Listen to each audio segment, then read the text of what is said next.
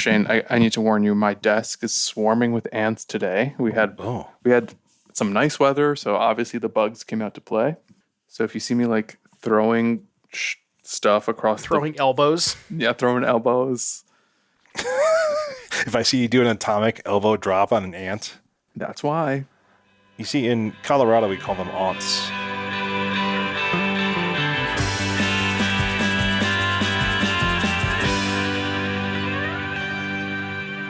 Hello and welcome to episode 266 of The Dive Down, a Magic the Gathering podcast focused on the latest decks, trends, and strategies for the casual spike. My name is Stanislav, here in Chicago. And with me on the line from Denver, Colorado, it's the one and only Shane Beeps. Shane, Hollywood's biggest night.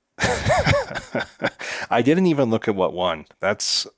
Which is funny because I feel like I've been more engaged with cinema in like the past year than I have in forever, and I could not have cared less about what won the Academy Awards. Also with us is the streamer, currently known as Doomwake. Zero response. Devin O'Donnell. Devin, Hollywood's biggest night. Yay or nay? I don't think I watched a single movie last year, so I got nothing for you. I did really like mostly nude John Cena, I do have to say. Doom, you didn't even watch the Metallica documentary that Dave kept begging you to see? No, I meant new movies. You know, obviously the Metallica documentary from the 2000s is not going to win an Oscar in 2024. It should have. You never know. It should have. No, I mean, I saw John Cena. That dude's got good comedic timing. He's funny. He's very good. I want a movie with him and Gosling. Yeah. Isn't it weird that he has zero hair on his body though? I mean, it's probably purposeful. Where'd it go? Well, for that bit, it was probably on purpose, right? It was all behind the card. God. What do you think he does with it? Do you think he donates it to Make-A-Wish kids? Here's hoping. Speaking of donating things to Make-A-Wish, you know what you can buy for your friends who are wishing for not nude, that's John Cena, new card gaming accessories brands that'll improve their gameplay and their game day. We've got, Heavy Play. Ooh. Heavy Play, our now long-time sponsor, and I see, Violent Outburst in the Heavy Play sleeves, Devin. I'm sorry that you have to remove them from their lovely encasement. They have playmats. They have deck boxes, they have card sleeves, the enhanced ergonomics, the enhanced mobility, the enhanced protection. We are legitimately users of Heavy Play products. We love Heavy Play products, and we're happy to rep them. You know what I love about Heavy Play? Go on. The accessories, they are not going to get banned for... No, they're not. For obtuse reasons. Competitive advantage. Well, cards that you put in the sleeves could get banned. Yes. Yeah, but the EquipMag system is here to stay. Yes, you magnetically attach, bundle, and carry ABCs, all of your stuff together. It does give you a competitive advantage, but it cannot be banned because it doesn't make you play better. I know from experience. But you can get this stuff at your LGS, perhaps. You can get it at heavyplay.com. And if you do go there, use our code TheDiveDown2024 in numbers for 10% off of your first order. That 10% is also numbers. It makes your order only 90%. Do the math. Sega does what Nintendo don't. Show blood in Mortal Kombat 1. Oh yeah, not that green stuff. It's like the Nickelodeon slime. I don't think it was green stuff in Mortal Kombat. It was like sweat. It was gray. Well, there's definitely like green blood. That was just on Reptile. That was just on the Reptile secret mini boss. Stanislav, I only played Mortal Kombat 1 on my Game Boy. And let me tell you what, that was a sweet port. Wild. Yeah, it was sick. I think I still have my original Super Nintendo copy of it in a crawl space somewhere. Sell that cartridge. I'm sure it's worth thousands. So we're talking about Balatro today, right? We are. I would love to talk Balatro. I finally have become Balatro pilled. Yes. And here's the important thing. Here's what is interesting that I realized through the help of friends is that Balatro is just draft. Yes. Poker draft. Balatro is just draft. So it's why I think it makes sense for Magic players like us to be into it, because it's just draft. You're just drafting an archetype. So we can talk more about that later. Stanislav, what are we doing this week? I have one or two guesses. Well, I think our listeners probably do as well. I'll tell you what we do. Let me know if it lines up with your expectations. Okay. On this week's show, we mourn and or rejoice the latest BNR announcement. Sad rhino noises. We panic or celebrate over the future state of Modern. And finally, we decry or congratulate Magic the Gathering as a game as a whole. I don't know about that last part. This seems all encompassing. This seems like it's got something for everyone. Yeah. Before all that, though, we should housekeep because a couple new patrons have joined the Dive Down Nation. Ethan C., Cameron M., thank you for your support. If you would like to join the Dive Down Nation, you can do that over at patreon.com/thedivedown. As little as $1 an episode. Maybe you're from a country that doesn't use dollars. You can pay in euro. You can pay in Canadian dollars. Pesos. We'll take them. Really, we'll take anything at patreon.com/thedivedown. Get into the Discord, chat about BNR announcements, talk about Balatro, talk about Hollywood's biggest night. Talk about John Cena. Yeah, I set up a John Cena channel on the server. I never leave. I didn't get the invite to that one. No, I'm in there by myself. It's a private thread. Yeah, no one wants to see what I'm up doing there. You can also support us over at thedivedown.com/store. Pick up some Dive Down swag. We got some Rhino Boys t-shirts that are not on sale, but you want one more than ever now. Maybe they should be. Maybe we should do like a clearance. Dave's got to clear that space in his garage. You know what's nuts? Today's is 3/11. Amber is the color of your energy. Whoa. Not like this.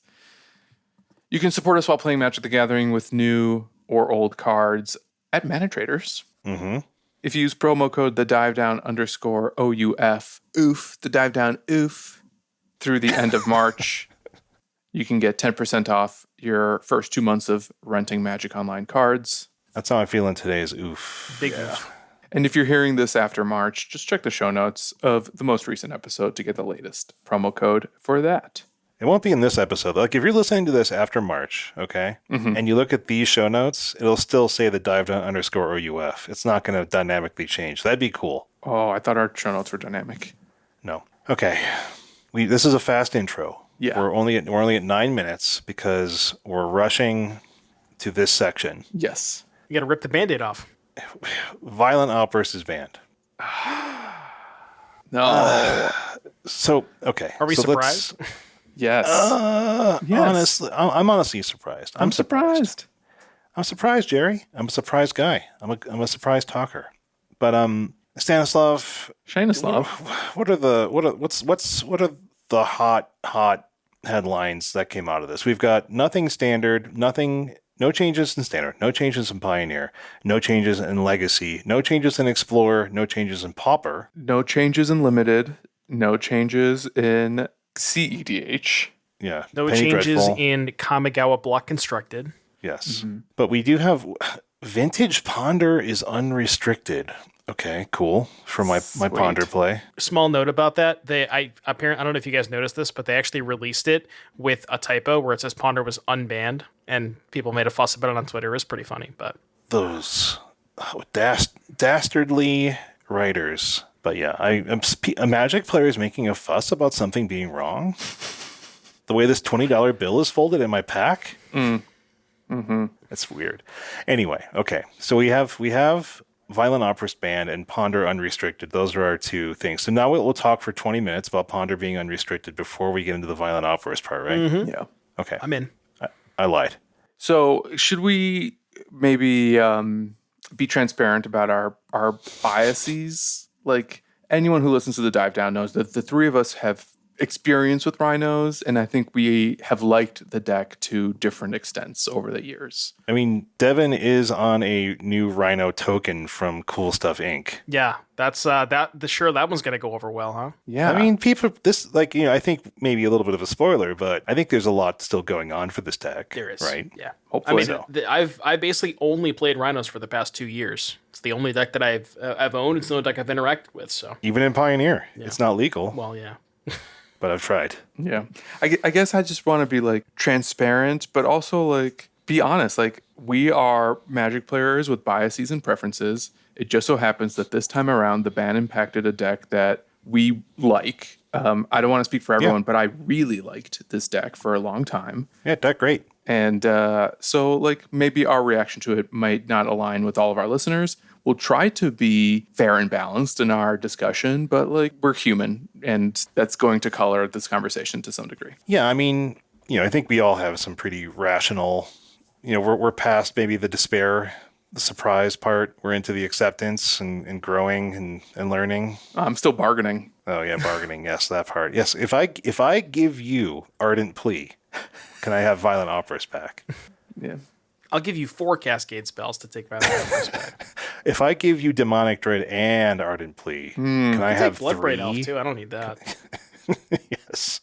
I just need 3 Violent Outbursts. Blood Braid Elf was banned at one point, so. That's right. That's a good point. So this time around, the modern announcement was actually pretty short and to the point. So I'm thinking, let's go through it together. Let's just read it. We'll discuss it. We'll add some color commentary along the way, and then after we go through the whole announcement, we'll discuss it in more broad strokes. Sure, please. So Dan Muser, who is Dan's actual job title is the manager of the competitive play design team, writes, Violent Outburst is banned.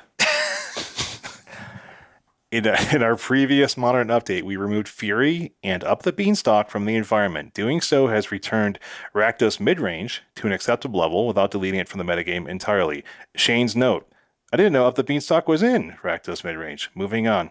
Since then, we've seen Team of Rhinos, Living End, Golgari Yawgmoth, Amulet Titan, and Isn't Murktide rise in metagame share. Cool. That's Shane's note.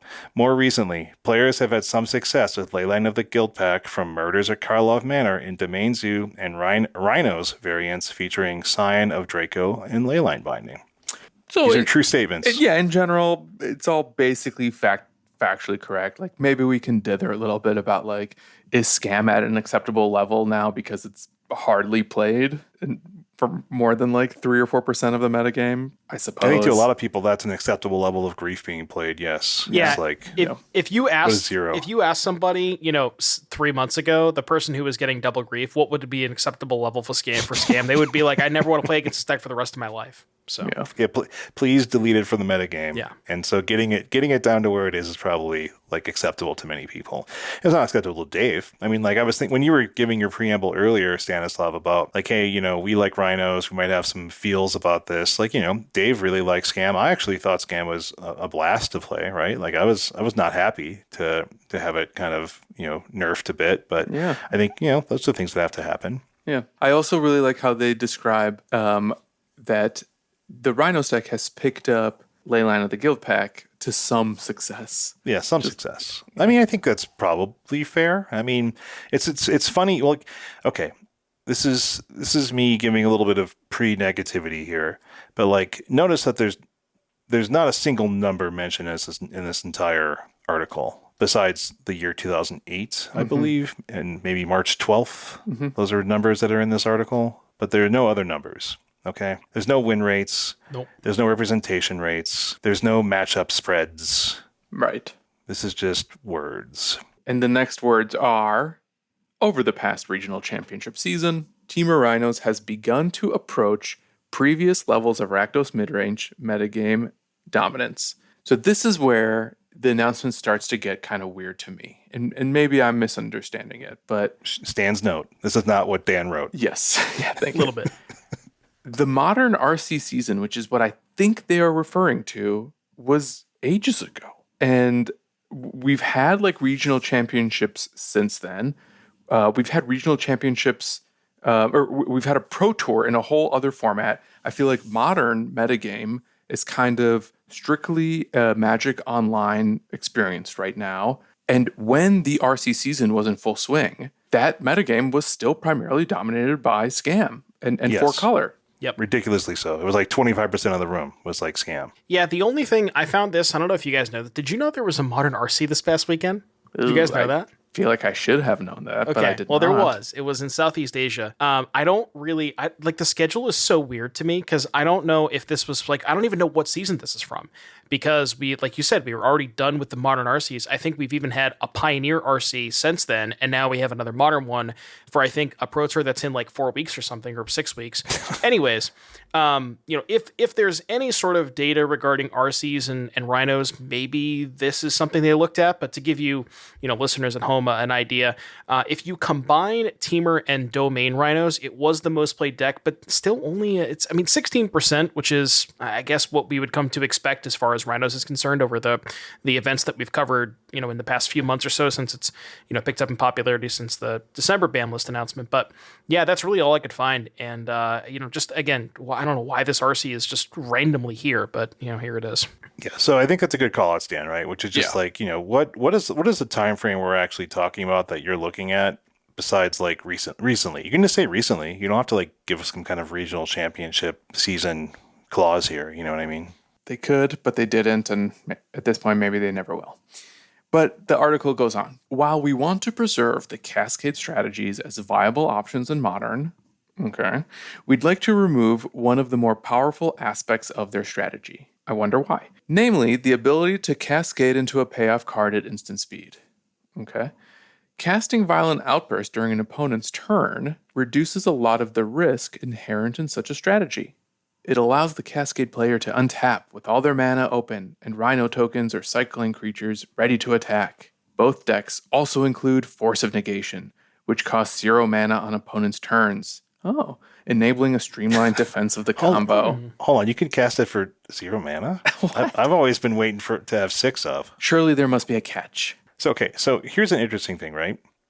I think it's interesting that the article focuses on the reduction of risk inherent in the Cascade strategies rather than say how much it puts the opponent on the back foot having to like play around the existence of instant speed Cascade, because like that's the thing that I feel like I would point to here, right? And I will point to it later when we talk about it, right? Which is just like it reduces a lot of the risk, and I can only think that means that like the risk being counterspell, and then if you have Force of Negation and a blue pitch card, then like that removes like the element of risk that you might have walked into there.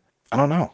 Yeah, I mean, I'm probably going to lose a lot of you here, but have you ever considered this being a splinter twin situation? This was actually a point that Aspiring Spike brought up on stream today, where it's like you kind of put your opponent in this unenviable position of you have 3 mana up. That could mean, 7 different spells.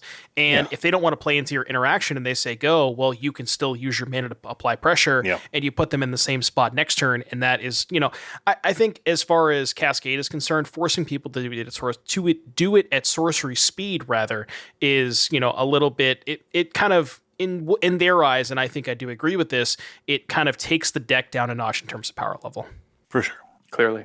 I will, the one thing I will say about the way this argument, however, is structured is that the last piece on Force of Negation could be used in defense of a Force of Negation ban too, of using this as an explanation of like the Cascade player can still tap out and hold up interaction because of the free spell. Like, does that mean that tapping out is the problem or that free spells are a problem? And I think that kind of harkens back to what we discussed last week, where it's just like, you're damned if you do or you're damned if you don't. Yes. And like there's some other cards I want to get into when we get more in the weeds on this that, go along with Force of Negation as kind of like, the whole kit of parts that has like come to be in a deck like, Rhinos or like Living End. Like all of the options that we have at hand now are, really what pushes these decks into perhaps too high a power level. But I do want to focus, again, let's get through this article so we could then start giving some takes, right? But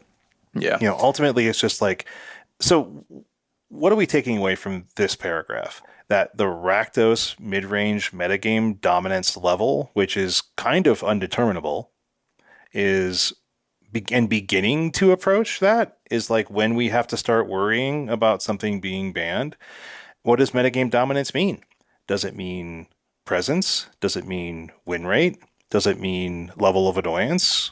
Like, you know what I mean? Like there's nothing for us to go off of here, which is like another one of the things that has frustrated me about the last two announcements. Not to pile on Dan Musser here, or Musser, is just like Dan wrote the last one. I found it similarly shallow, similarly lacking real relevant information for us to act on as as gamers, as modern players. Like, so we could be like, okay, well, what do we need to look for? Like where we start getting worried. Yes. And we still don't really have real answers here. Let's finish reading the announcement. There's just a little bit left here. 2 sentences. Yeah. To wrap it up, Dan writes, removing Violent Outburst from the format will necessitate Cascade players to adopt Ardent Plea or Demonic Dread. Are we really expecting Demonic Dread to make a comeback? I doubt it. Hey, Living End players did it before. Will they do it again? Who knows? I find that unlikely personally. There's also other Cascade spells like Bloodbraid Elf for one, but Demonic Dread pitches the grief, you know? Just throwing that out there. And Fury. Oh, wait. Yeah, maybe we should put Grief and Dread into our Rhino decks. That's what the people want. And then finally, adopting Ardent Plea or Demonic Dread, forcing the Cascade players to play them on their own turn more often, weakening both Cascade strategies and reducing them to an acceptable level of metagame share, much like the Fury ban did to Rakdos mid-range. By the way, the Fury ban also hit Rhinos. Sure. I mean, there's an argument, that it was already becoming like a flex card. Yeah. So one thing I want to say about that very last part there, that much like the Fury ban did to Rakdos midrange, the Fury ban killed Rakdos midrange. Like you know what I mean? It literally killed the deck. People tried it a little bit. It wasn't nearly as good. I don't think that that's their intention with the Outburst ban. And I also, we can talk about this in a little bit. I don't think that's necessarily going to be the case with Rhinos. But do they, if they want what happened to Rakdos to happen to Rhinos, then nobody's going to cast Crashing Footfalls ever again for the rest of our lives, Yeah. But we don't really know what they want based on this announcement. No. Right? This is a whack-a-mole announcement. Yeah. Which is why it's frustrating, which is why I think people have a negative outlook on it. And, this kind of gets to my point earlier, which just I think this announcement is bad. I don't think the card being banned, whether or not it was Violent Outburst being banned or not, it could be any other card, but if it's rationalized like this, if it's explained in the sense, people have been building around a Cascade strategy involving Violent Outburst specifically for years now, right? It's, the addition of Shardless, of course, with Modern Horizons 2 pushed the Cascade decks into a much more of a legitimate place in the metagame. But I don't really understand how you could, gut two decks more or less from Modern, a hugely popular format, two quite popular decks, the most popular deck in the format that people have been playing for a long time, right? This isn't some crazy up and comer that's just oh, this is too good, we got to get rid of it. It's not people have been building their identity around Tybalt or something like that. You know what I mean? So this is a legitimate player in the metagame, and it's been part of the fabric of the format for a long time. And you give us a word count of 257 words. 257 words is half a page single-spaced. Yes, it is a pittance. It is not an effort. This is not an effort to explain a decision like this. What I said to you, Stan, in the admin chat was this reads like something that was written as a draft and said, hey, can you flesh this out a bit? And then no one ever did anything to it. Well, your point reminds me of the last BNR that had no changes in all formats was also pretty negatively received. And they said after the fact that we're not doing that anymore. We're going to give more insight into how we're thinking about formats. And this announcement in particular, I think more so even than the Fury Beans announcement, this just feels like we're just going to do the bare minimum to explain why we're banning this something. This is the bare minimum. But not really, in my personal opinion, not really doing the due diligence to highlight all the different factors that they're thinking about and how they actually came to this conclusion. And I don't think it's dangerous to do so. No. Do you know what I mean? No. It's not putting something, okay, the people reading this, the people that care about Modern and Legacy and whatever, any of these competitive formats, the people that are going to click this article and read it and care about it are going to be the kind of people that you want to sort of confirm your stewardship of the format, right? Like, hey, we think you are understanding what we're doing. You're understanding what we're playing. You're understanding what we're seeing and feeling and doing. And to back that up, you're going to give us some data more than approaching metagame like dominance, right? And I'm not expecting like a grid of like matchup things, but even in previous years and previous announcements, they've said things like, only one bad matchup, or, it's no bad matchups across the top 8 most competitive decks on Magic Online, right? Like, you don't have to tell me 54% is too much. We kind of know that is too much, right? Like, we know what the somewhat arbitrary sort of danger zones are, because we've seen it happen time and time again, right? But then, like, when you're providing your rationale, then there's more that you can do than just basically saying like approaching metagame dominance, and then your brief thoughts on how acting at sorcery speed instead of instant speed would be enough to nerf these back down into something that's more acceptable. And it also, like, there's no conversation about the ecosystem which Modern operates, right? Like, you're not saying, like they have said in the past, we know that when they've maybe done a double ban or something like that, like when they said, like, we know that if we make this ban, then this next thing is going to be ridiculous. So we're also going to take care of something out of that. And it just shows that there's like an understanding and a thought process using the huge amount of data that they have access to, as well as their player experience internally, to say, we are thoughtfully approaching this format as opposed to 257 words. I'm gonna throw something out here, guys, and I'm gonna be real with you. It kind of feels like to me, and I kind of mentioned this earlier a little bit, where the Ponder thing, they mistyped. Ponder was unbanned instead of unrestricted. I don't know if you guys caught this in when the announcement was initially released, but is it Phoenix thing? Yeah, is it Phoenix as well? So there was multiple different typos in the announcement, and I kind of almost think at this point, now we had talked about a little bit about, I want to say we touched on this last week with some people. There was some posts on Twitter where people had discussed what do you think is going to happen, and I think the common consensus, or at least a lot of people that I saw, a lot of people did kind of think that Outburst was going to get the axe. So it almost feels like to me that this was rushed in the sense of they were planning on doing nothing. They saw a lot of people posting on Twitter what their predictions were. A lot of people thought Outburst was going to get banned, and they're like, okay, well, let's just get it over with. A lot of people expect it. We're just going to do it, and then we're going to give up, some 257 words on that. So it kind of feels like that to me, honestly.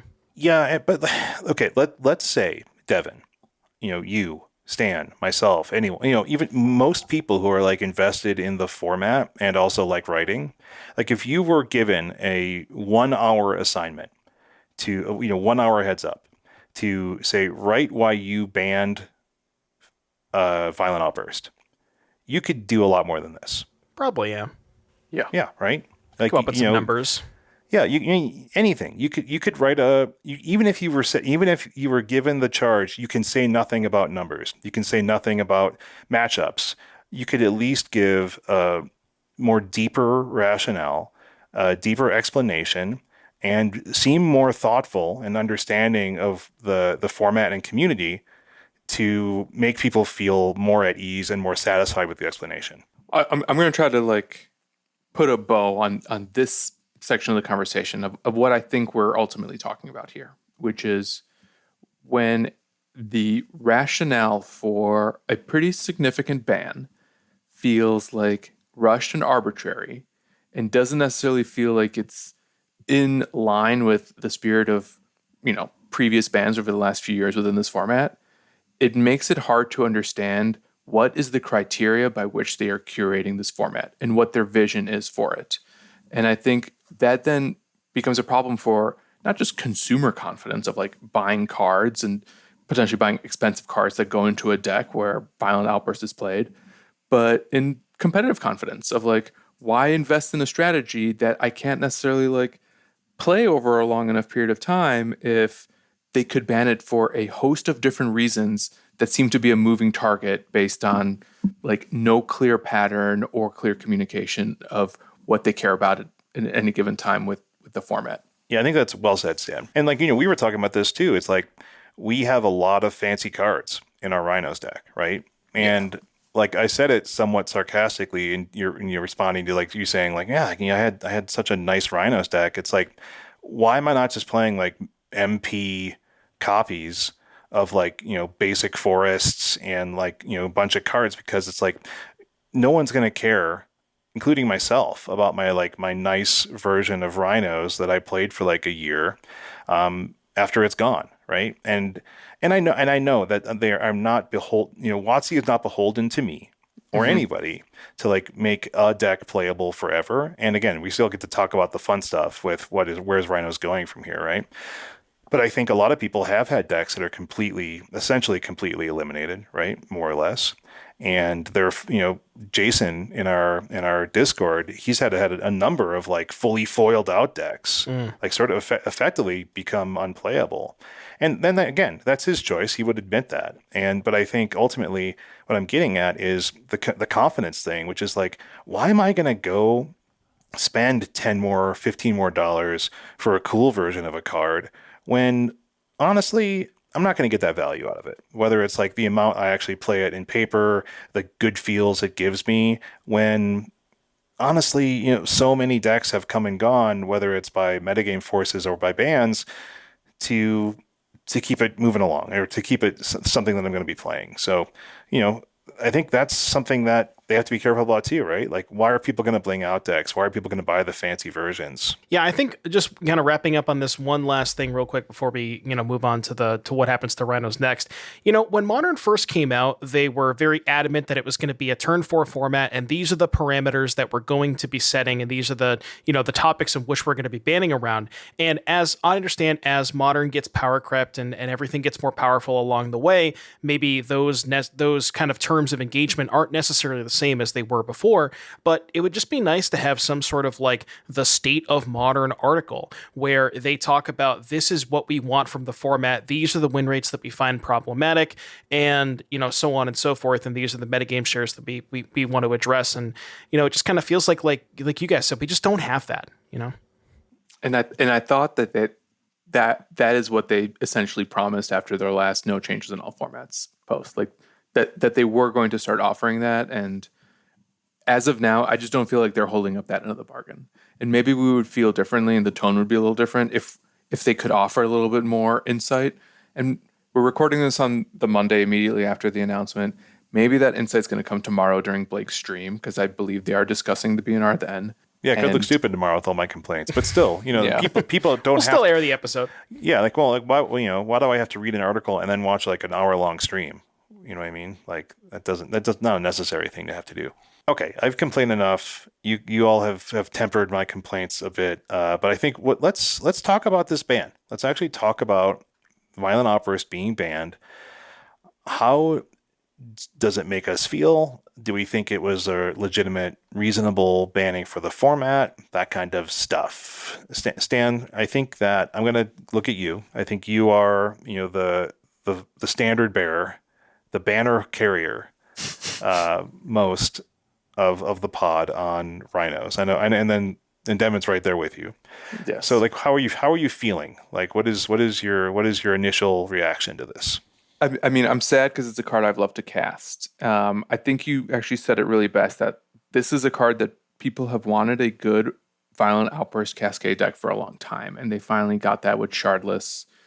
And I do worry that like maybe they are trying to take down Cascade as a mechanic more than just like Rhinos the deck, especially because I think a lot of the thought now is that Rhinos can endure, but Living End possibly cannot. And time will tell, and hopefully Living End can endure. I think that would be for the best. But Violent Outburst is not just the single card in a single deck. It's sort of become a pillar of the format, and they've hobbled that pillar now. And the last time that comes to mind, or at least one time that comes to mind where they did that, is when they banned Faithless Looting. They also gave us back Stoneforge Mystic. So the format was rebalanced. And here it just feels like they're possibly just shrinking the format rather than like giving us new things to explore and play with. I worry that with Violent Outburst gone, we're actually going to find fewer things to do rather than more things. Yeah, the shrink before the MH3 expand, basically. Yeah, that's a fair point. Yeah, like, I mean, what you said about Cascade is like, like fundamentally, I think Cascade is kind of dumb, right? Like, it's a really funny avoidance of the rules of suspend. And they sort of leaned into that over the years. Like, you know what I mean? Like, they gave us Footfalls and MH1 kind of as a lark, I think, honestly. And then, like, Shardless and MH2 really kind of cemented these Cascade decks as legitimate. And, if Cascade is kind of dumb, then Cascade at instant speed is even dumber. And, like, look, I think, like, if you can cast a 3-mana spell at the end of your opponent's turn and untap with, like, 8 to 38 if you're playing Living End, like, power on the board, that is kind of bonkers. Yes, I agree. But Modern does bonkers things. I don't think it's necessarily more bonkers than anything else. But, I mean, like, to me, like, Violent Outburst is it's like every ban in Modern, which is like a casualty of everything else that exists around it, right? Or most bans in Modern, like, unless it's a broken card. Like, the existence of cards like Boseiju or like Force of Vigor make things like hate artifacts less of a lockdown threat. Like Force of Negation, it got mentioned in the ban announcement. It's this potentially free protection for your end of turn outburst. Like, Rhinos and Living End have all these tools at hand to not only present the threats, but like to counteract what the opponent's trying to do to stop it. But a lot of decks have that, right? But maybe it's just the fact that because they can be these multicolor decks now, because they have the tools at hand to even work around the Cascade issues with some of the like split cards or all of the weird like cost reduction techniques that they've built into these cards now, where they say 5 on the upper right, but they really cost, 0 or 1 or something like that, right?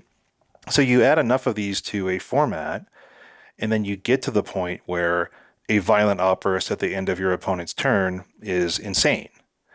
It's bonkers, right? And so like it's the most convenient ban, and it hits a much narrower selection of decks than like a Boseiju ban, which in my opinion is an absurd card, like truly absurd.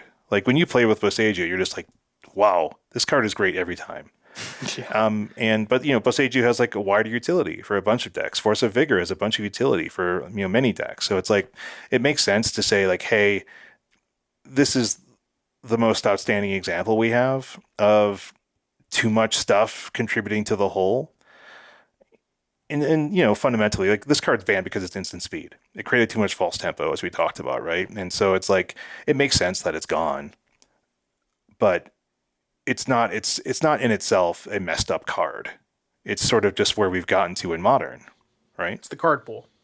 Yeah, it's the card pool. So I got a question for you guys. On that note, like hypothetically, if you just took the standard format and you put exactly Violent Outburst and Crashing Footfalls into the standard format, is that deck even playable without any of the like the Dead Gons, the Leyline Bindings, the Fire Ices? Like, isn't that what makes why the reason that the deck is so good is because it is able to play the cheap interaction while also being able to apply that pressure, right? Yes.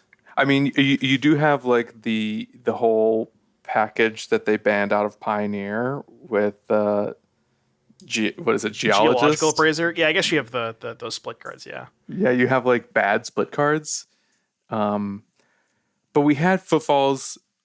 We had Footfalls and Violent Outburst and Force of Negation and Dead Gone and like a lot of the Cascade cards before Shardless Agent was printed. And I bet the deck would have still been okay even if Fire and Ice wasn't there. Like Fire and Ice is spectacular, but like it's just flexible interaction ultimately. So I don't know. I feel like you kind of need the rule of 8 of Cascade to make Crashing Footfalls the card viable. Right. Yeah. And that's a good point. Yeah. Having the interaction around it kind of just helps put the room together. Yeah, I don't know. I'm just like I keep wondering if like are we getting to a point where I'm sure you guys remember when they changed the Cascade rule back when people were cascading into Tybalt and Valky and that whole absolute nonsense, that dumpster fire happened the worst 2 weeks of everybody's lives. The best, or the most exciting 2 weeks in modern history, depending on who you ask. And I'm wondering if we're getting to a point where it's like And I don't know if this is necessary. Obviously, it's not the fault of Fire Ice and Dead Gone and cards like that, but I'm wondering if, I hate this. I hate to even bring this thought up, but do we get to a point where we have to say, like, if you Cascade and you go past a card that, like a split card, I'm talking Dead Gone Fire Ice, if you go past a card that can be cast for less than 3 mana, you are forced to cast that. You know what I mean? And like cost reduction no longer applies type right, stuff. exactly. Or like it doesn't check the total mana value, it checks either half of it, and that would, and I heard some people saying that on Twitter. I don't know if I would like that more than the Violent Outburst ban, but I mean, just some food for thought, something to think about. Yeah, I wonder if that makes Cascade cards actually just kind of unplayable, or Probably, or just a wildly different strategy that has to operate on a whole other axis, and then you get to possibly play that like weird 2-mana Cascader from MH2 that needs Delirium to Cascade. Yeah. But as far as my initial reaction is concerned, first of all, I'm looking at the document here, and you put me in the neutral camp. I don't know what that's supposed to mean. Is that a good thing? I just or wasn't a bad sure. After last week, I wasn't sure if you liked Violent Outburst or not, so I figured I'd split the difference. thing? Oh, okay. All right. Honestly, Where do you stand? So it's funny, when I opened up the page and I scrolled down a little bit and I, first saw Violent Outburst was banned, I was kind of like, okay. Because I honestly, and I maybe mentioned this last week, I kind of assumed this was going to happen, and a lot of people on Twitter kind of posted that as well, where they or maybe they didn't recognize that Violent Outburst was the problem, but it was the common consensus among people who were posting on Twitter that, what is your main complaint with Modern? And that whole article, the whole episode we did last week on, why do you not like Modern? And I think a lot of responses were instant speed with, force negation backup. And we could talk about, is that the forces problem? Is that outburst problem? But at the end of the day, I kind of expected this to happen. And this might be a bit of a scalding hot lava molten take, but I kind of think that Rhinos maybe got a little bit better. I mean, your mouth to God's ears. All right, Devin. Hear me out, okay? So what was, if you go back last week, what was Rhino's worst matchup? Living End. Yes. Gone. I think Living End in its current form is basically stone cold unplayable. Sad. And the reason for that is because it's much more important to be able to Wrath of God on your opponent's turn than Wrath of God on your turn. Like when they can't play around it, they have to like animate their creature land or play their haste creature. There's not really a lot of like fallback that they can do, which would normally play around a sorcery speed Wrath. Right? Or the draw phase Grief, where you have a Grief in your graveyard and you draw phase Violent Outburst, Grief you, and whatever. So Living End takes a massive hit to the point where I think it's almost unplayable. Yawgmoth and Titan, which people are thinking are going to get a huge buff, are both incredibly good matchups for Rhinos. I've been beating up on those decks for years. So if you take out the worst matchup and you take 2 good matchups and put those more towards the front of the format, there you go. So, and I honestly think that the domain version was kind of better anyways. So if people are going to be forced to play Ardent Play, I guess if you're going to make me play it, then that's fine because we get to play Binding, the Leyline package, and then on top of all of that, Ardent Play is a white card that pitches to Solitude. So you could even consider playing Solitude because you also have Leyline of the Guild pack to pitch to it too.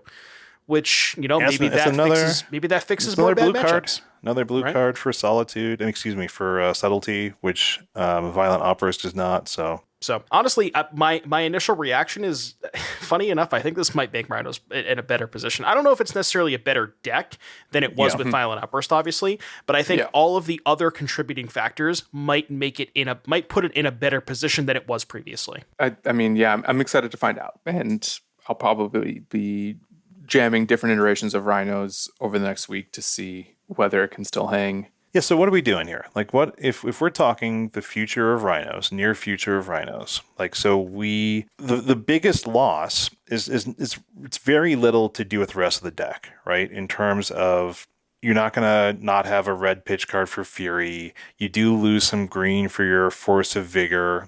Fury's gone. No, that's what I'm saying. I'm saying, let's say, like hypothetically. Right. Let's say it still was. Like, if this was another deck that could play Fury or something like that. I apologize for using the banned card. I understand it was confusing. I've never been more confused in my life than I am right now. So I mean, we add a what is it? Generic white blue Ardent Plea sorcery speed.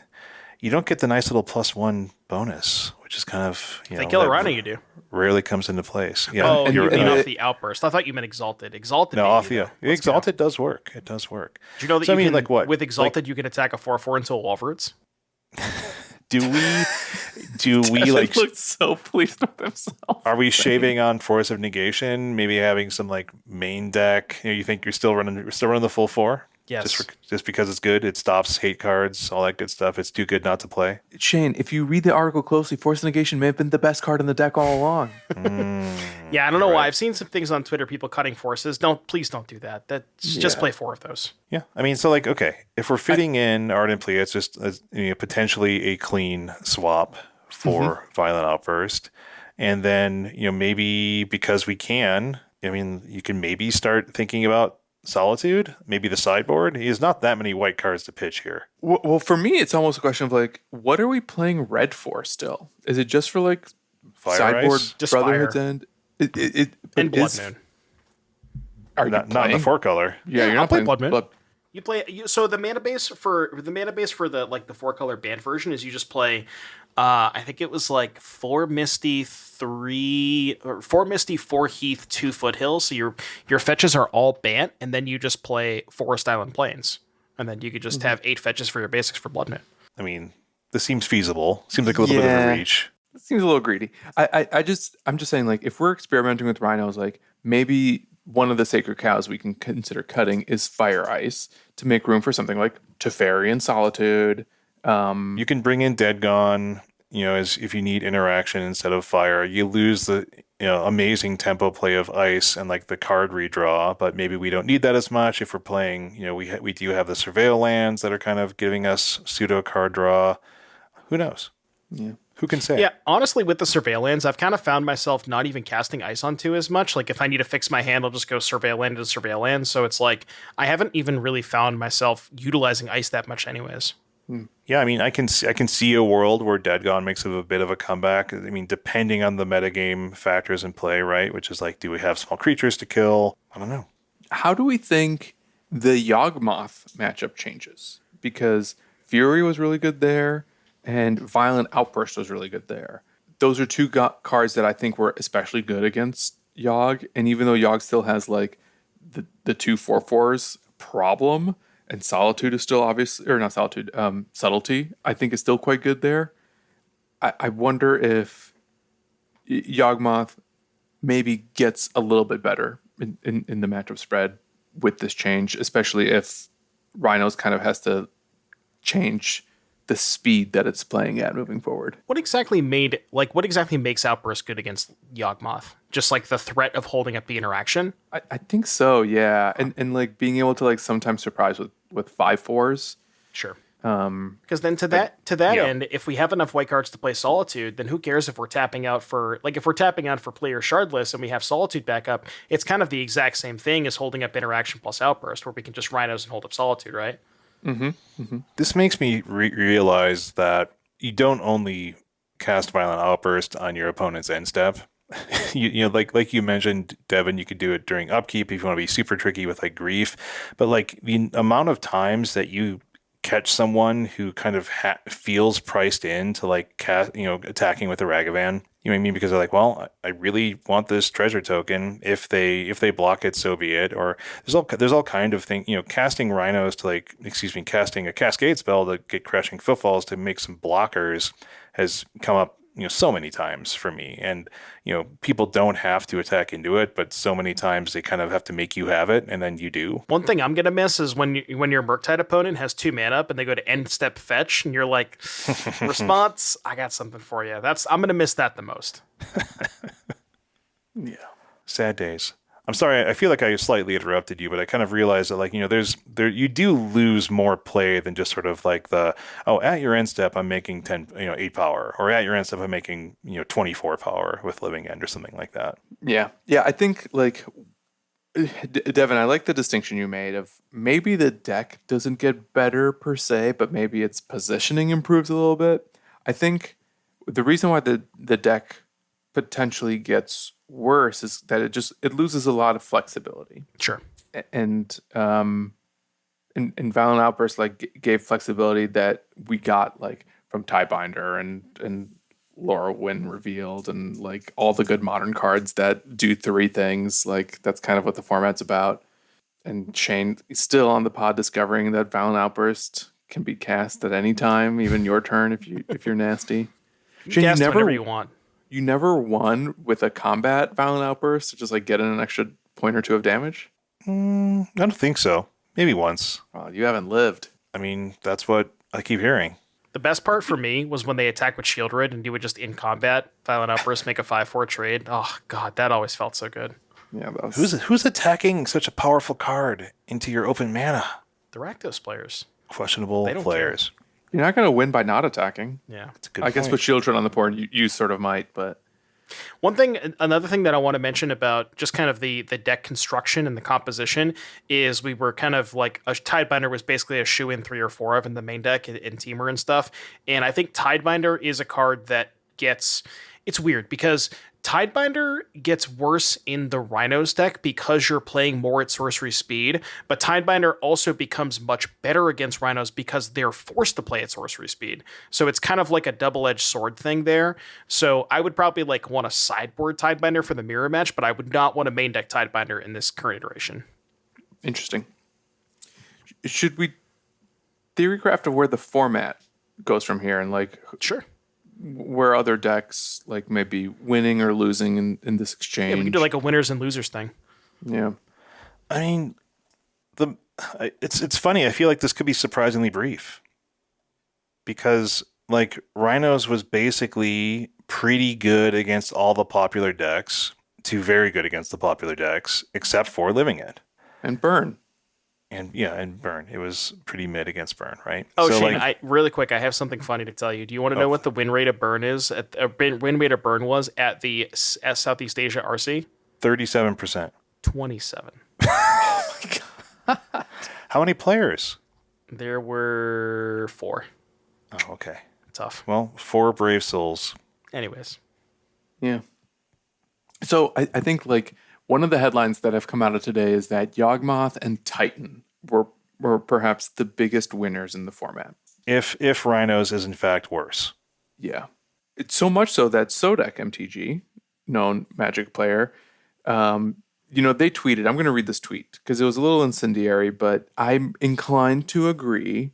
Sodek writes, at first they banned Fury, now Outburst. The balance in the top tier is broken. We can expect now that Yawgmoth and Amulet will dominate. Then they'll get nerfed. Then something else will be the new top tier. It'll get banned, etc. It'll just start the ban spiral. Beware. First they came for the Furies. Then they came for the Outbursts. Yeah. And I said nothing. The dive down said something. You can count on us. Then the ban spiral occurred. Not sure that I necessarily agree with the conclusion, but the premise is one that's been echoed a lot, that Yawgmoth and Amulet is possibly poised to really just be the top of the metagame now. Which is all predicated again on Rhinos being significantly worse and seeing a good amount less play, right?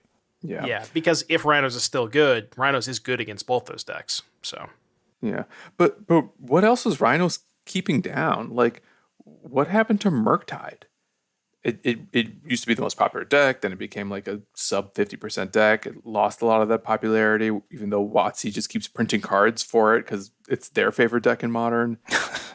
Funny. And Murktide was historically good against Titan. Funny enough, I actually think that is probably the single matchup that improves the most from the other side from the Outburst ban, because one of a lot of people, this is kind of my gripe with the people who are well, I hate getting Outburst plus Force Negation. Who the heck is casting Counterspell in this format? There's if you look at the top decks, Footfalls, Living In, Domain, Yawgmoth, Titan, Tron, Goryo, Scam, none of these decks play Counterspells. So it's the only deck that actually plays Counterspells is Murktide, and that is definitely a dynamic change where, a lot of times when you play against Murktide, you would Outburst, have Force backup for their Counterspell. Now you can't have that. So I think I could potentially see a slight resurgence in Murktide because of that, where the matchup dynamic changes and all that stuff. So There is another Counterspell deck that I think could see a slight surges from here, and that's creativity. I think creativity used to have a Rhino problem as well.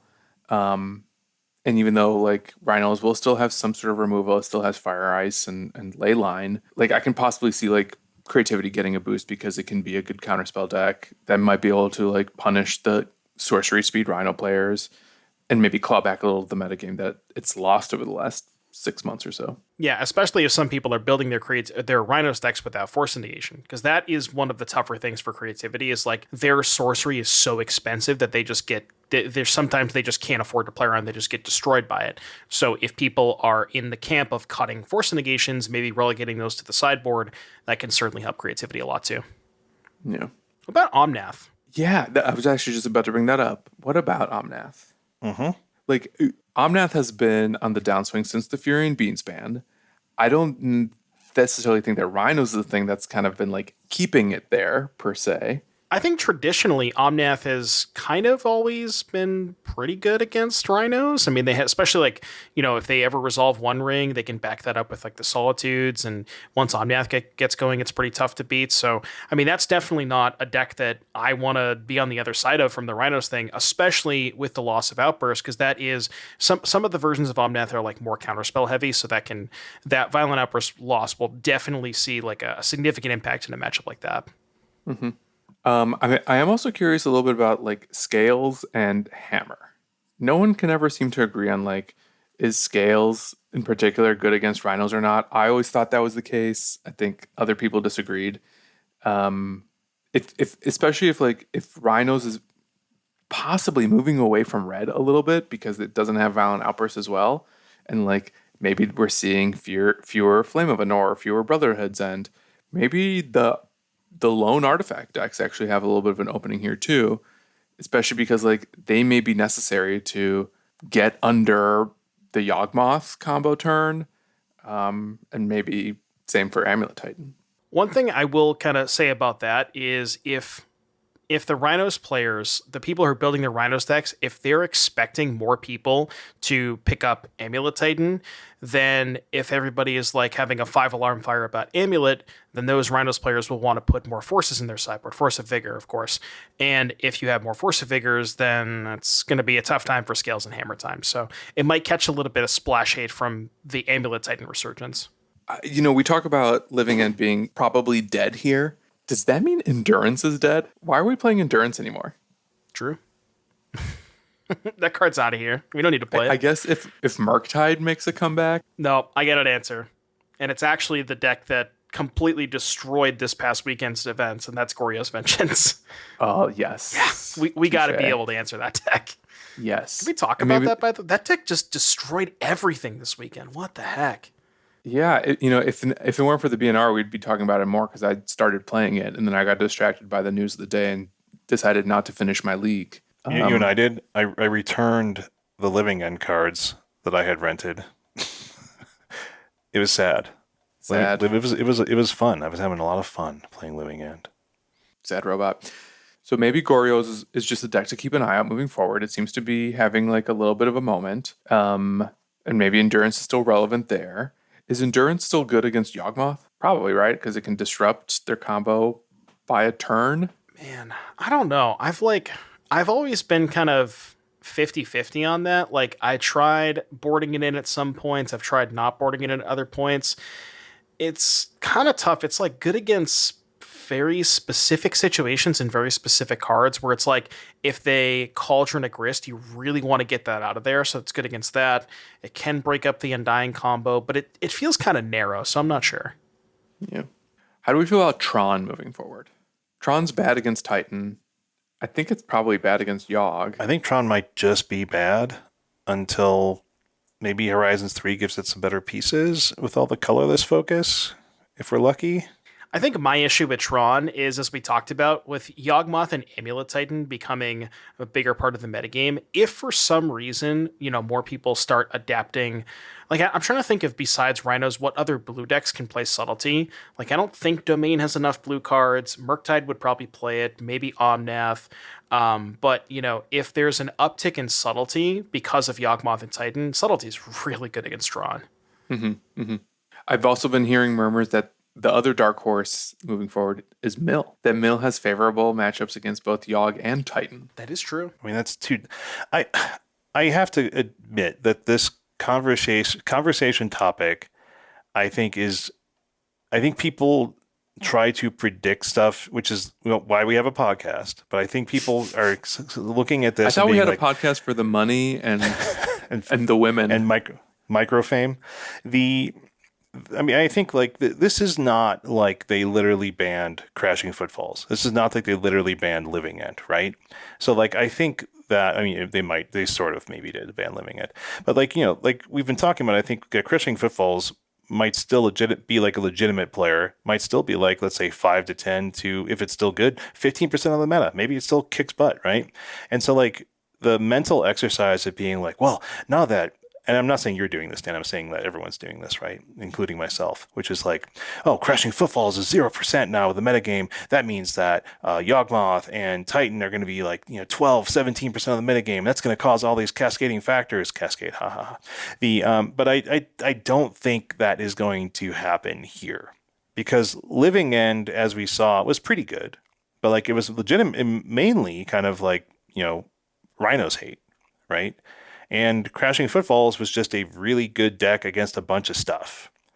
And I think it might just rise, lift the holes, rising tide, lift all the boats in the metagame while lowering it. And that would be the case that I think WotC is going for here, right?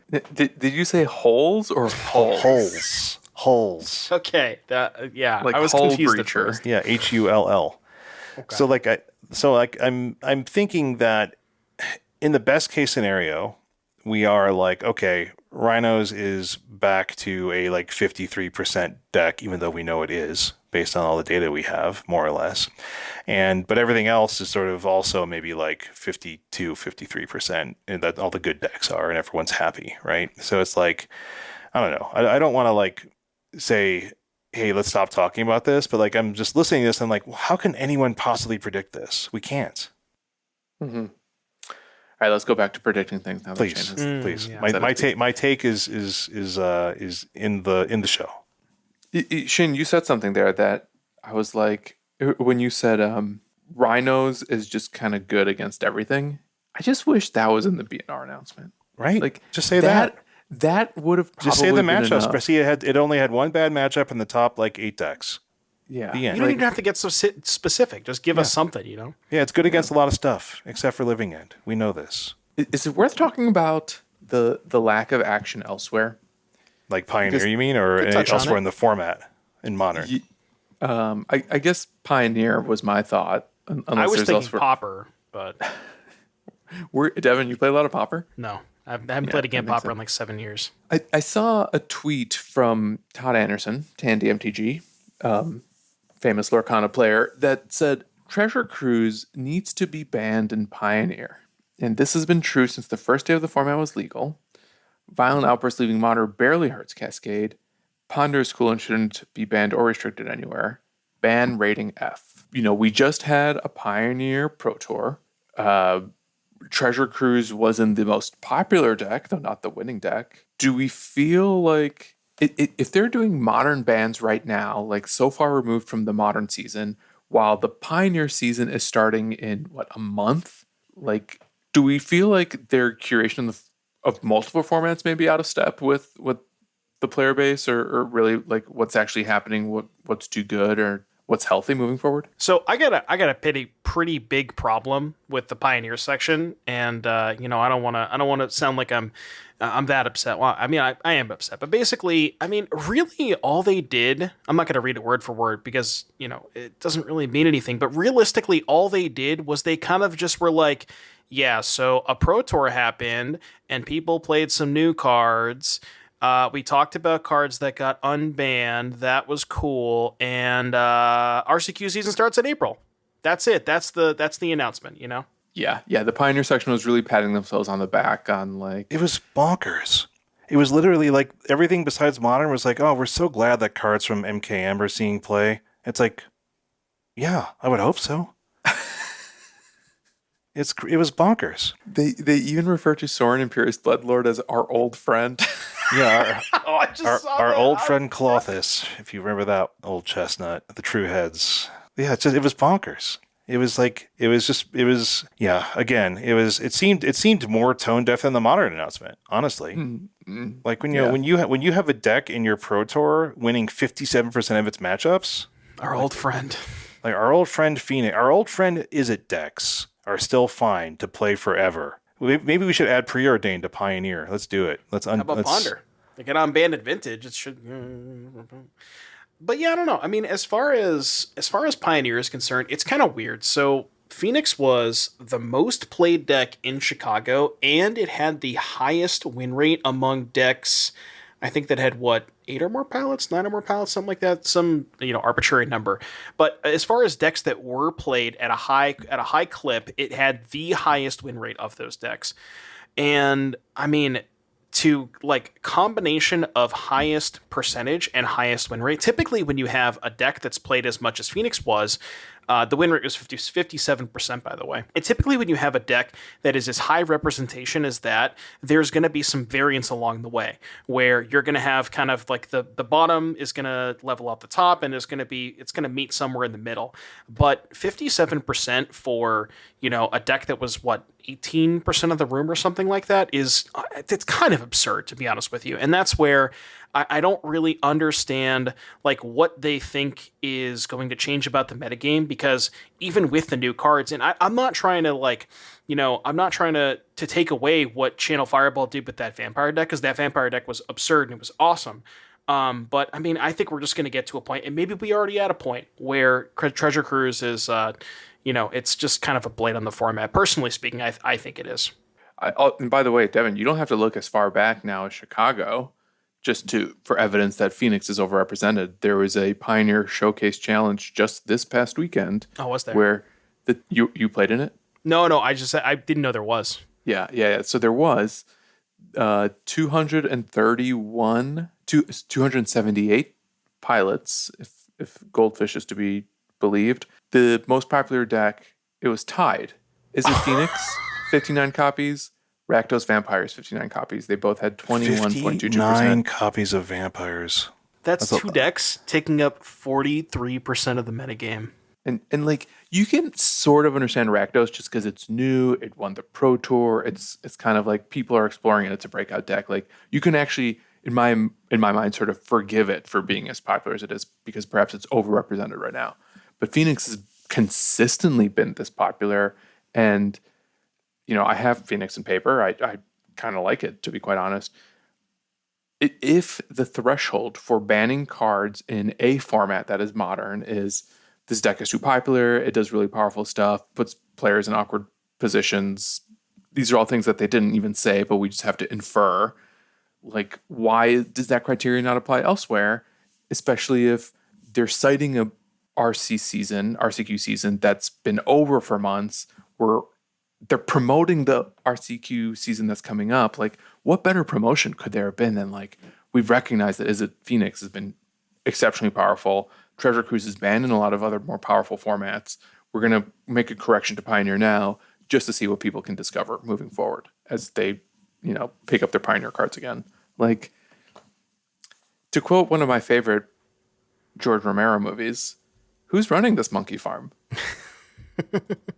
Not us. Yeah, man, I did not realize that Pioneer Showcase Challenge was 21% Phoenix, 21% Vampires. I'm still blown away by that. Yeah, I mean, if this is what we have to look forward to during the RSQ season, it's just dual decks Phoenix versus Vampires. Is that where we're at? I mean, I don't know. Maybe we'll see. And like you said, maybe it's just something where a lot of people want to play the new flashy toy. We're still only a few weeks removed from the Pro Tour. And, I have noticed the metagame share. I've seen it in like a lot of challenges and league results. I've been skimming some results to see what's potentially upcoming for the RSQ season. And yeah, there's been a lot of vampires. So yeah, that's a lot. That's a lot. That's a lot of bloodsuckers. Yeah, it just kind of adds fuel to the fire of sort of like, are you all playing this game? What if they don't? What if they're only just playing Balatro now? Can we take a quick break? Can we come back and talk a little bit about Balatro? I wasn't here last week. I have some thoughts, and look, I think this is actually really relevant for Magic players. I think that this is a very Magic aligned game. Maybe we can. Stan, you did play some Goryo's Vengeance. Do you want to talk about Goryo's Vengeance? I mean, we're already at like an hour 15. We definitely have to save some time for Balatro. Yeah, I'm still figuring out Goryo's Vengeance. Like, I literally played 2 league matches, and then the BNR happened, and I was like, I can't think straight anymore. Yeah, why bother? I know I'm not going to talk about it on tonight's episode. Devin, you brought up Goryo's a few weeks ago. Is the version that's been seeing play like in the last week, is that the version that you had played? I don't know. I'm going to look at the version that won the Southeast Asia RC, Traxa, Archaeologist, Grief, Solitude, Gristlebrand, Pending, Ephemerate, Mending, Goryo's, Tainted Indulgence. I think it was similar, maybe? Similar? Yeah.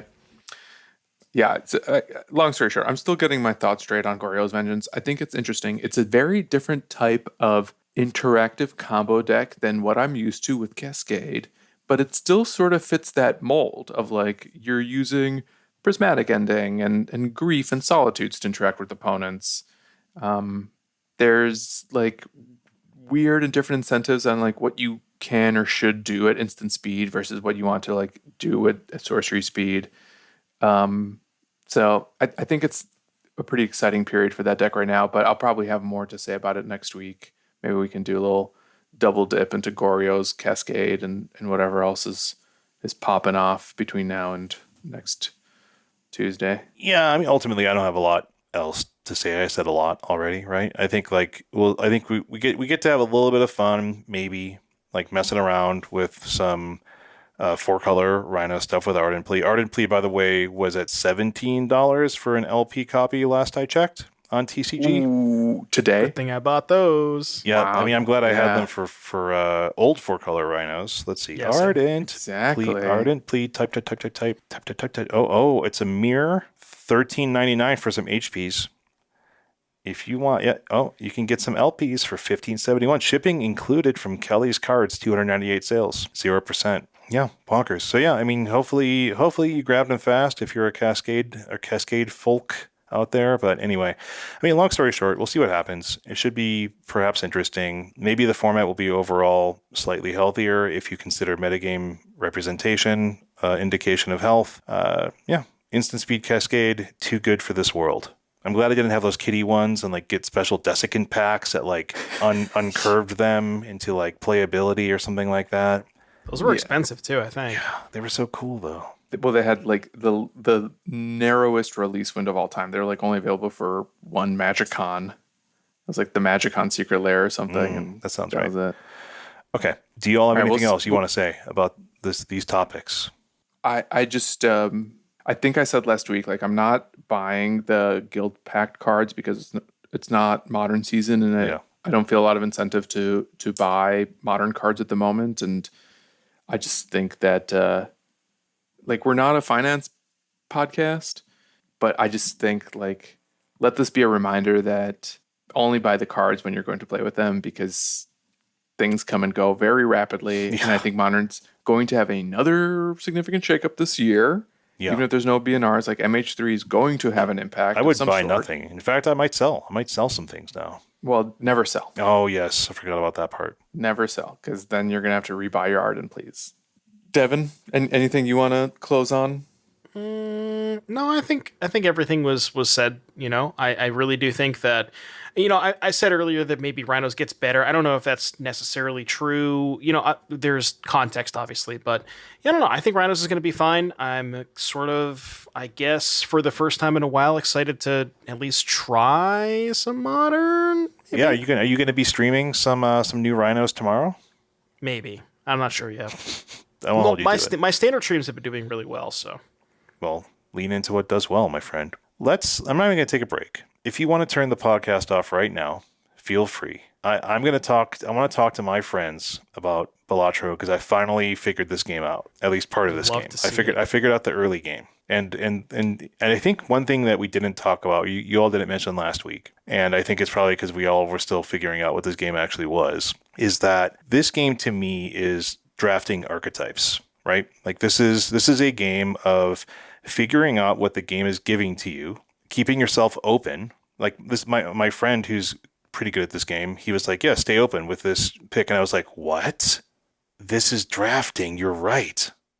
So we're about to talk about this other game for our wind down that we've been really digging lately. I would love to hear from our listeners. Do you like it when we like do this, when we talk about another game for like 10 to 20 minutes? If you do, we'll do it from time to time as things that we're passionate about comes up. But if you absolutely hate it and you're just this is when you're going to turn off the show, like let us know that too. Shane, go off, King. Okay, perfect. So yeah, I mean, it's basically drafting something, but you're just playing it. You're not playing against like other people. You don't have to worry about cards wheeling, but it's really, you do have to play against a hugely varied card pool. Some of which are common, some of which are uncommon, some of which are rare. You kind of learn the meta of the game, like what cards are potentially worth even thinking about early on. What's good early? What's good late? What's an early pick in Balatro versus like what's a late pick? What's like a synergy pick? And this is the kind of stuff that has been really fun to figure out, where I'm like, oh, I know I'm going for a single hand strategy. Like I'm going to win off of 4 of a kinds. Even thinking like, what's your end game strategy? Is building up 4 of a kind to like big enough to like win at the end, have enough points. So I'm going to focus, like I know that I'm going to want like the telescope card, because telescope then lets me always pick the hand from the planets. Like, so there's like planet packs and you open them, and inside the planet packs are mostly different hands that you upgrade.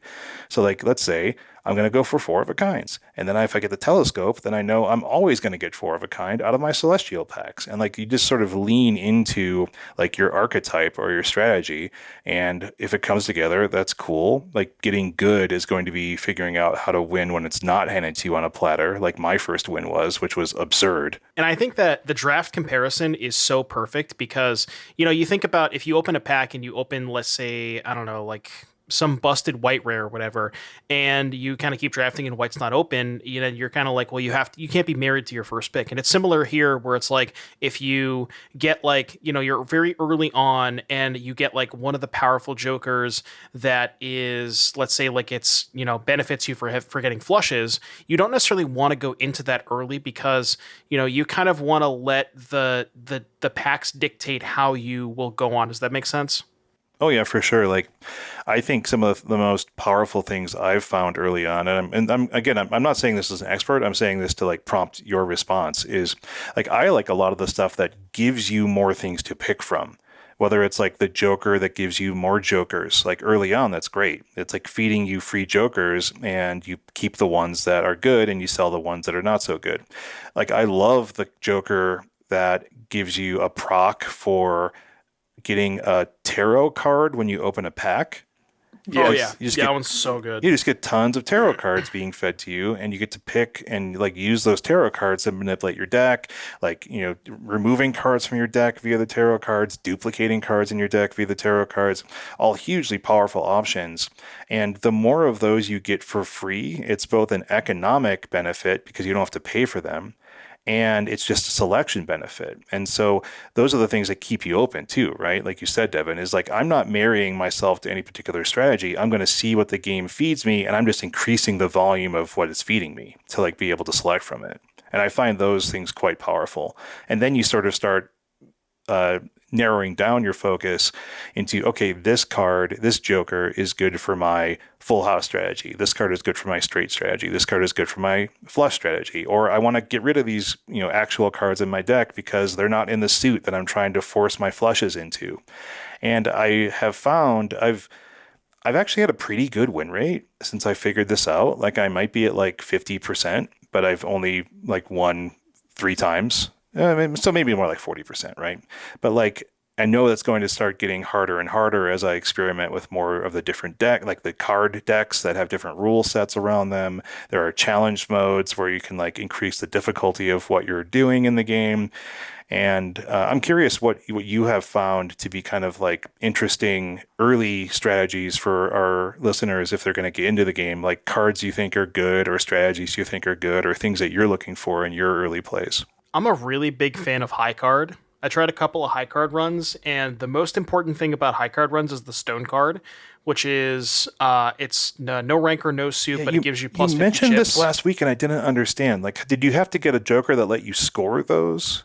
No, so what happens with stone cards is like, okay, so let's say, you get to a point where your deck is just, you have like you can add stone cards and copy and swap, and you have like 20 stone cards, whatever. If you play a hand that's 5 stone cards, right? If you just play 5 stone cards, there's no rank and no suit. That counts as a high card hand. But you don't need a joker. Each of those stone cards will score, even though it's a 5-card hand. It'll score. Yeah, it'll still score. I didn't know that. It sees it as one card. Yes, but it'll score all 5. And that's what's so busted wild. Is like what you end up doing is you end up getting like the most important are the stone cards. You have steel cards that you keep in your hand to get the multipliers. And then you have stuff that re-triggers the stone cards and re-triggers the steel cards. So it's like, you play 5 stone cards. Each of those is plus 50 chips. If you're re-triggering those plus the stone cards, then it just gets completely out of control. That sounds really cool. That does make me think about the power of those cards you have to keep in your hand is like another thing that I think is pretty easy to underestimate by people where they're like, well, if I have to keep this in my hand, that means I'm not playing it. That sounds not good. But you definitely get to a point where like those cards in your hand are doing just as much as your jokers on top. Like they're adding to your multiplier, they're adding to your value, they're giving you free tarot cards. They're giving you money when you keep them in your hand. And so like definitely look for the opportunity to even add to your deck just because like then if you don't play them, then you're getting a good benefit out of them. I actually read that the high card strategy is one of the most consistent strategies according to someone's guide on Reddit who claimed to do very well with the game. And it other than you, like that's the only time I've ever seen someone like mention like try to build a deck that like supports just high cards, which is interesting because like on the one hand the high card play is the one you can make every turn. Like you can always just play the highest card in your hand and then let your jokers and whatever buffs you've drafted along the way kind of do the rest of the work.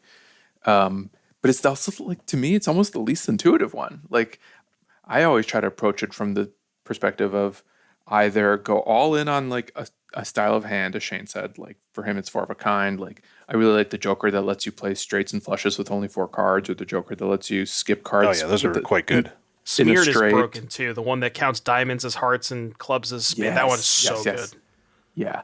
Yeah, and like just finding like synergies with a handful of jokers that just like basically go off. And along the way, like just planeting up as many different hands as possible, but paying attention to your tracker of like what your most played hands are too, so that you can like make informed choices on which planet cards you're going for. But the thing I've discovered since last week I've won twice over like probably like at least 20 drafts, if we're being really honest. It's hard. It's a hard game. It's so fun, but it is a challenging one.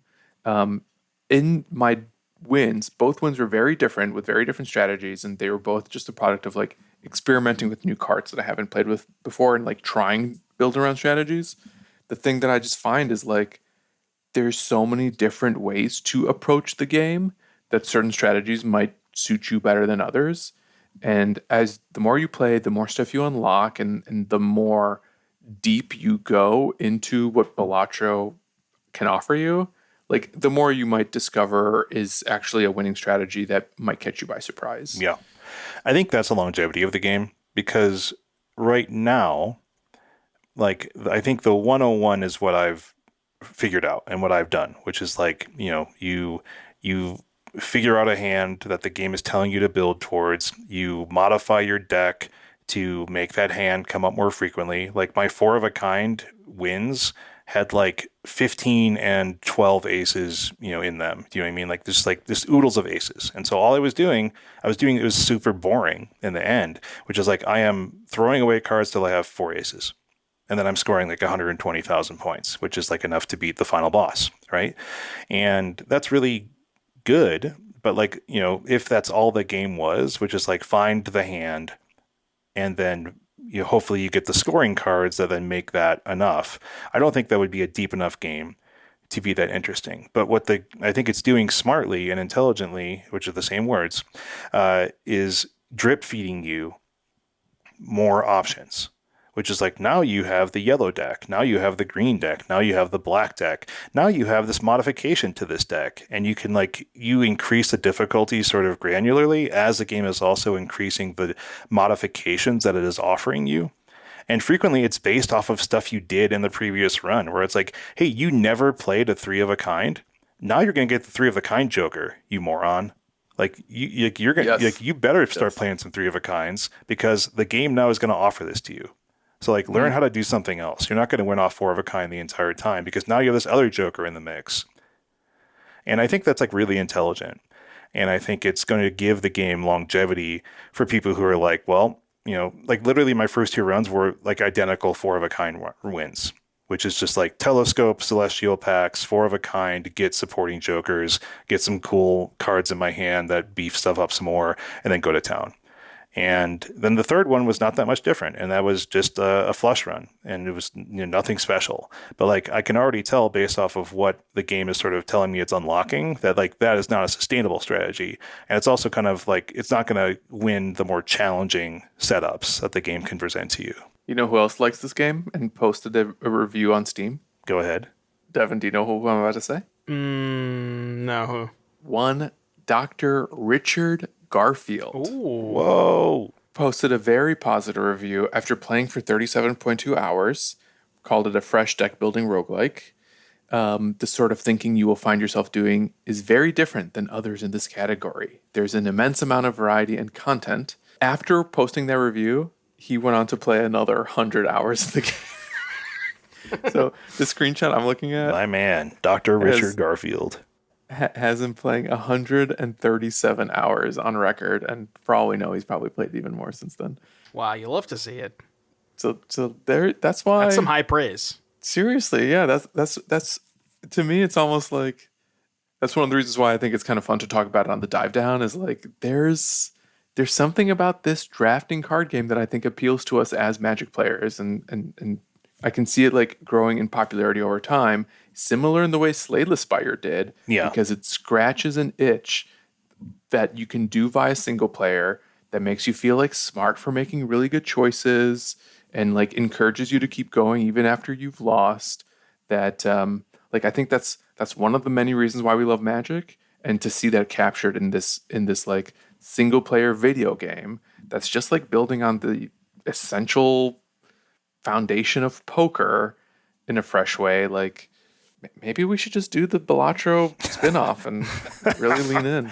Well, what I was going to say was like, I don't think we're going to talk about this every week, especially as like the initial like hype is like sort of dying down for ourselves too. But like, I would not be surprised for us to be like, yo, let's talk where we are on Balatro. What are you doing lately? What's cool? Like it's a good refresher. Have any cool wins lately that we want to talk about? So yeah, but if you hate this, let us know. My first win was actually not with the red deck, but with the blue deck. So the red deck is you get an extra discard every turn. The blue deck is you get an extra hand every turn. Oh, I know where you're going with this. That I liked having the extra hand every turn because you can possibly generate more money, and also you just have like more opportunities to fail. Well, that's where I was going with it. What I like is that then your hands become your discards, right? Because you can do more throwaway cards, but you can also like potentially also have like a backup hand that like is like buffering your points, but not necessarily like your main win con. And like I really like even something as simple as that, where it's like, oh, I have fewer discards but more hands. That means I can play some off hands to then redraw those cards, and they're point scoring discards. Yes. Right. Yeah. And if you're getting the extra hand bonus, it doesn't even feel like you're losing that extra hand because you're +1 anyways, you know. And then there's like fun synergies too, where it's like there's jokers that score like triple multiplier for your last hand. So like you can do like a lot of like throwaway stuff and then just like go ham on your last hand that you've been setting up the whole time. I think it was the first run that I won was a money draft, where early on I got this joker that gives you twice the amount of chips for how much money you have. So then I was just incentivized to hoard as much money as possible, maximize interest. And like after every run, I would just have over $100. Oh my gosh. So like my chip count kept growing with every hand I played, and then I had like additional multipliers on top of that. So like there's just so many different strategies, and the deck you play incentivizes you to try new strategies along the way as well. Like, So yeah, play Balatro, baby. Play Balatro. Oh God, if only we could get a promo code. Yeah, get sponsor our podcast. Anyway, I'm watching a clip of somebody who is on ante 47 and they scored 1.9 quintillion. oh yeah, and after you finish it, which I think honestly is not super hard, like early on, I think you can pull it off. Like you can keep going, and like sort of like you could play endless mode, which gets very hard very fast. Very hard, very fast. Anyway, you guys want to get out of here? And I think that wraps up this week's show. If you haven't yet, make sure you subscribe to our podcast so you get the latest episodes as soon as they come out. And if you're on Apple Podcasts, please leave us a rating and review. If you'd like to submit a question to the podcast or just reach out in general, you can tweet us at The Dive Down, all one word, or email thedivedown@gmail.com. If you'd like to support the show, you can join our Patreon at patreon.com/thedivedown. You can check out our store at thedivedown.com/store. You can also support Devin via his stream on Twitch, twitch.com/Doomwake. Doom is spelled with zeros. I'm sure Devin has some promo codes as well, but you're going to have to go to the Twitch to find those. You can head over to Heavy Play to get some incredible deck boxes and dice boxes and playmats featuring the Equip Mag system. Use promo code TheDiveDown2024 for 10% off your first order at heavyplay.com. And of course, shout out to Mana Traders for sponsoring the Dive Down. With all these bans, all these changes, this podcast would not be possible without Mana Traders for us to try new stuff every week. And you can too if you sign up for Mana Traders using promo code TheDiveDown_OOF. That's spelled OUF, all one word. Gets you 10% off your first 2 months of renting Magic Online cards. As always, special thanks to the bands Nowhere in Space, Blood for letting us use their music. And until next week, get out there and find a way to Cascade!